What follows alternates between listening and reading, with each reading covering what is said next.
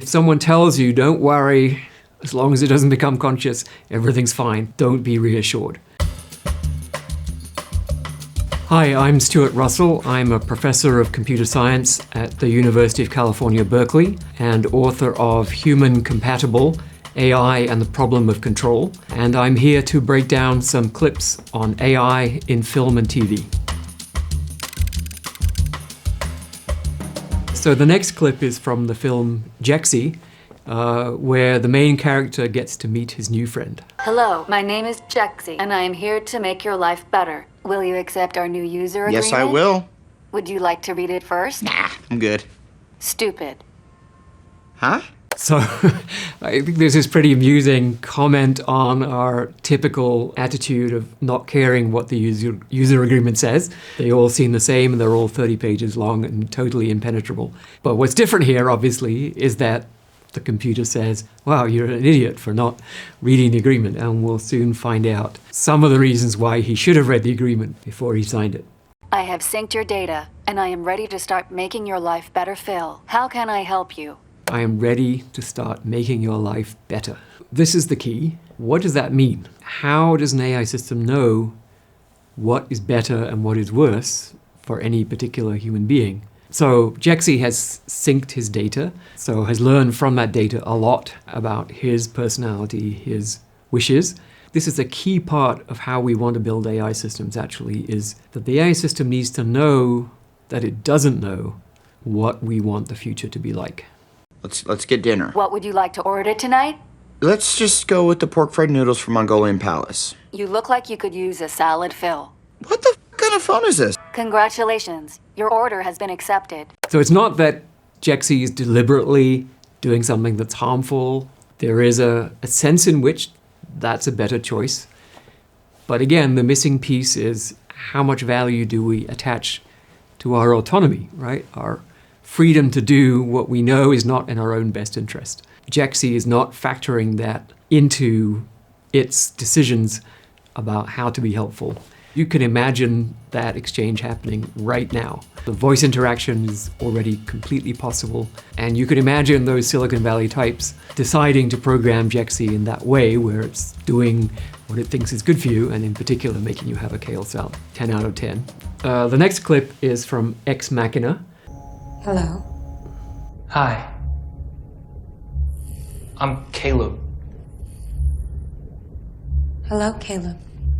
Caleb has been invited to come and is actually participating in an experiment to see whether Ava can essentially pass the Turing test, something proposed by Alan Turing, who's the founder of computer science. Can you tell the difference between a human behaving and the machine behaving? And if you can't, then it's reasonable to say that the machine is intelligent. Do you have a name? Yes. Ava. Caleb's job is figuring out, does Ava really pass as having a human-level intellect and ability to converse and answer questions and so on. Every cell phone, just about, has a microphone, camera, and a means to transmit data. So I turned on every microphone and camera across the entire planet, and I redirected the data through Blue Book. This is a pretty familiar theme these days, and obviously what Nathan did there was completely unethical, violation of privacy laws in many, many jurisdictions. And it sort of illustrates, I think, shall we say, the Silicon Valley mentality that says, what I'm doing is so important that I just get to do it. You hacked the world's cell phones? Yeah, and all the manufacturers knew I was doing it too. The way social media operates, the way data collection operates, we created almost a dystopia by failing to regulate, failing to preserve privacy, and so on. And we're belatedly trying to catch up and fix some of these problems. When I first saw this film, I thought, that's completely ridiculous. It's sort of like, the witch's potion. You throw all this stuff in and then poof, the genie comes out or something, right? Obviously nonsense. But now that's sort of what we do, right? We just throw all this data in. We have something that does a pretty good imitation of human intelligence, and many people think has blown by the Turing test. I would give this a 9 out of 10 for realism. So this clip is from Terminator 2. I need to know how Skynet gets built.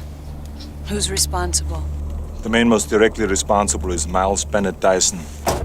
In a few months, he creates a revolutionary type of microprocessor. Let's just talk about what's going on. Obviously, Arnold Schwarzenegger is from the future, saying what's going to happen and how Skynet takes over the world. In 3 years, Cyberdyne will become the largest supplier of military computer systems. One interesting thing here is that the vector for this AI takeover is military computing. This is one direction where technology is moving ahead pretty rapidly.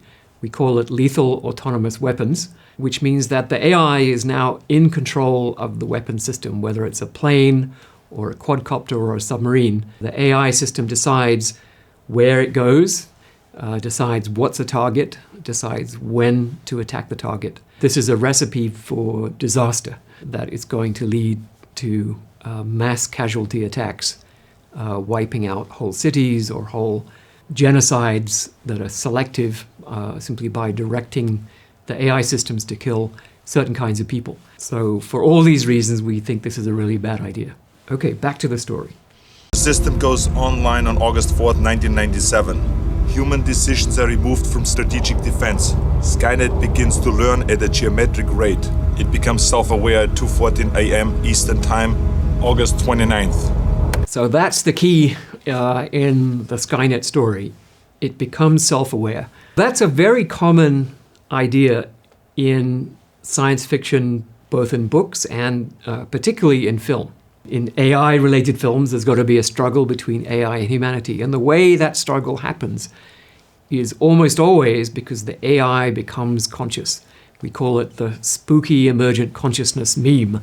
It's really a red herring. Because of its frequent occurrence in film, one often sees this in serious journalism as well. But in fact, we need to worry about machines not because they're conscious, but because they're competent. They may take preemptive action to ensure that they can achieve the objective that we gave them. That's the real concern. So if someone tells you, don't worry, as long as it doesn't become conscious, everything's fine, don't be reassured. Baby, this is going to blow them all away. It's a neural net processor. I know, you told me. It's a neural net processor. It thinks and learns like we do. It's superconducting at room temperature. Other computers are just pocket calculators by comparison. So this is Dyson, the guy whose work is going to destroy the future. And he's a super nice guy. And he's just really excited about his work, as many of us are and have been in artificial intelligence for many decades, because it is super exciting and there's all kinds of amazing and wonderful things we could do with it. The nature of Dyson's engagement with his creation is actually very realistic. You're in his position where you're creating something that is potentially revolutionary. The enormity of the potential achievement is pulling you forward. It's kind of irresistible. Imagine a jet airliner with a pilot that never gets tired, who shows up to work with a hangover. Meet the pilot. Right now, we are actually, I would say, quite capable of building AI systems that are smart enough to fly a plane flawlessly. In fact, by and large, even our civilian aircraft are already almost completely automated. Pretty much the pilot is there to sound reassuring over the intercom. I only say that in partial jest. So the thing that happens, right, is we build an AI system. We don't quite understand how it works. And in the clip, he describes this system as a neural net that works, that learns and makes decisions the same way we do. But we actually don't understand how we learn and make decisions. And we certainly don't understand how the very, very large-scale neural net systems that we're building right now, which includes ChatGPT and the systems that do computer vision and speech recognition, they're enormous networks, but how they end up and how they function once they're trained, we don't really know. And so it's not surprising that if you made one that's sufficiently capable, things might go south. So in many respects, other than the part about Skynet becoming self-aware, and then going off the rails. I think this clip is quite realistic, so I would give it a 6 out of 10. So now we're going to have a clip from the film Wall-E. I have it all morning, so let's hover over to the driving range and hit a few virtual balls into space. Nah, we did that yesterday. I don't want to do that. So here in Wall-E, right, obviously human beings don't look like they do now. They are obese, extremely obese, and they're dressed in baby clothes, which is a little bit of artistic license, and it's intended to show that humanity has become enfeebled and infantilized by its dependence on AI automation. Well, then what do you want to do? I don't know. Something. Wow. This is actually a pretty old theme in science fiction. There's a famous story written by E.M. Forster in 1909 called The Machine Stops. It describes a world where machines provide food and drink and clothing, and people live in cubicles with internet connections to each other. They're obese because they never get any exercise because they're in front of their computer all the time. So it predicts pretty amazingly many of the ills of our current society. Hey, drink the bus. Here, take the cup. Hey, take the cup. Please remain stationary. A service bot will be here to assist you momentarily. Stuart? Hello? One of the consequences of this dependence on the machine is a kind of enfeeblement, that people no longer need to know how their own world functions, how their civilization runs. And this clip illustrates what happens, that because we don't need to teach the next generation, we don't. And now people are ignorant, pampered, spoiled, and they have no reason to do anything in particular. And so it's a dystopian future hiding inside a Disney movie, which is really quite subversive. Time for lunch. In a cup. Try blue. It's the new red. Ooh. So that's one of my favorite scenes. Try blue, it's the new red, and everyone goes, ooh. They clearly lack a sort of independent mental life. I find Wall-E actually to be a really important film.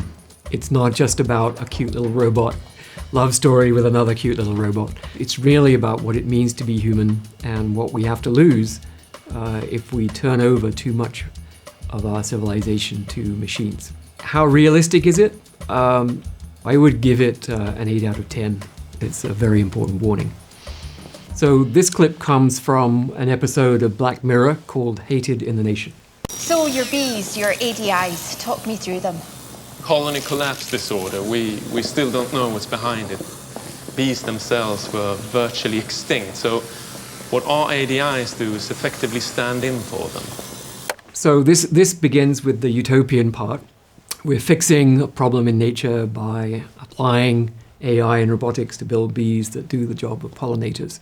How do they know where the flowers even are? Just a basic visual sensor. You see, they need rudimentary pattern recognition in order to locate compatible flora and navigate.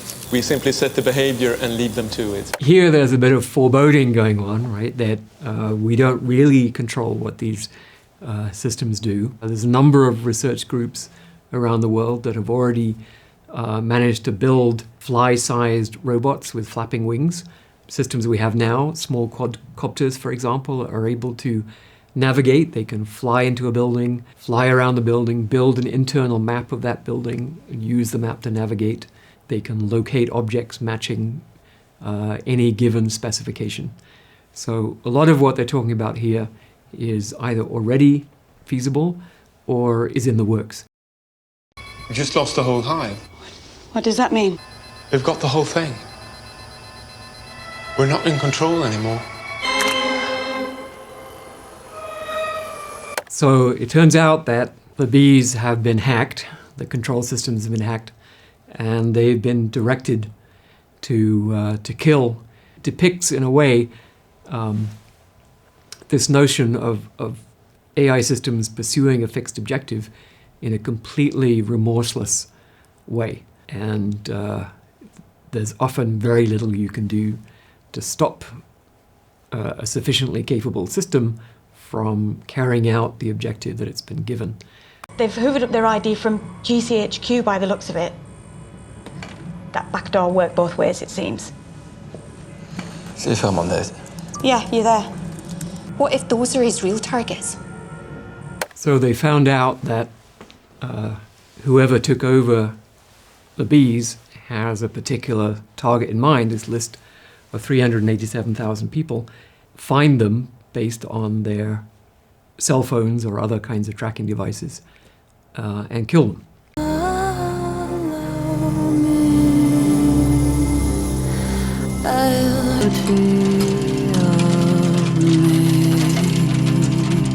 We don't need to see in all the gory detail what happens.